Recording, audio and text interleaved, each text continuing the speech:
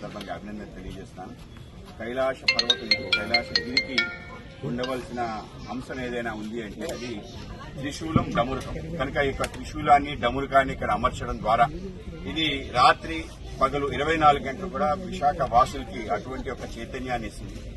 అలాగే త్రిగుణం త్రిగుణాకారం త్రిలోకంచ త్రినేత్రం అని చెప్పి మనం ఏ విధంగా అయితే శివుణ్ణి కొలుస్తాం ఆ విధంగా ఆయన ఆ 3 అనే సంకేతానికి త్రిశూలం మనకి అర్థం. అలాగే డమురుకం ఈ దేశానికి సంబంధించిన ప్రపంచ నాగరికతకి అందించిన ఏదైతే అమృత భాండం ఉందో అనంతమైన అమృతాన్ని అందించడం జరిగింది, అనంతమైన జ్ఞానాన్ని వేదాల ద్వారా అందించడం జరిగింది. ఇవన్నీ కూడా శివుడిచే ఉద్భవించాయి. అందుకే శివాయ గురవే నమః అంటాం, ఆది గురువు శివుడు అంటాం.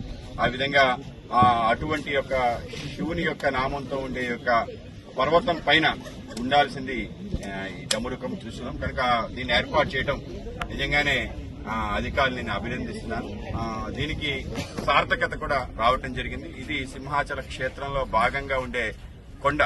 ఆ విధంగా సింహాచల నరసింహస్వామి యొక్క గిరి ప్రదక్షిణలో కూడా ఈ యొక్క గిరి చుట్టూ ప్రదక్షిణ చేస్తారు. అంతా పవిత్రమైన కొండ. ఇది యాత్రికులు కూడా పర్యాటక ప్రదేశంగా మారింది. ఆ విధంగా శంకుచక్ర నామాలతో పాటు ఈ విధంగా త్రిశూలం డమురుకం ఉండటం చాలా ఆనందించాల్సి విషయం.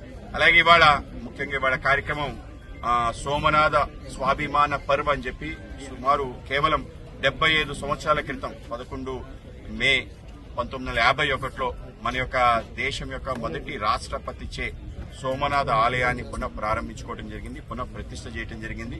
దేశం ఏ విధంగా ముందుకెళ్లాలంటే ఆ రోజు జవహర్లాల్ నెహ్రూ నవ నిర్మాణం కొత్త దేశానికి నిర్మాణం చేయాలని చెప్పాడు.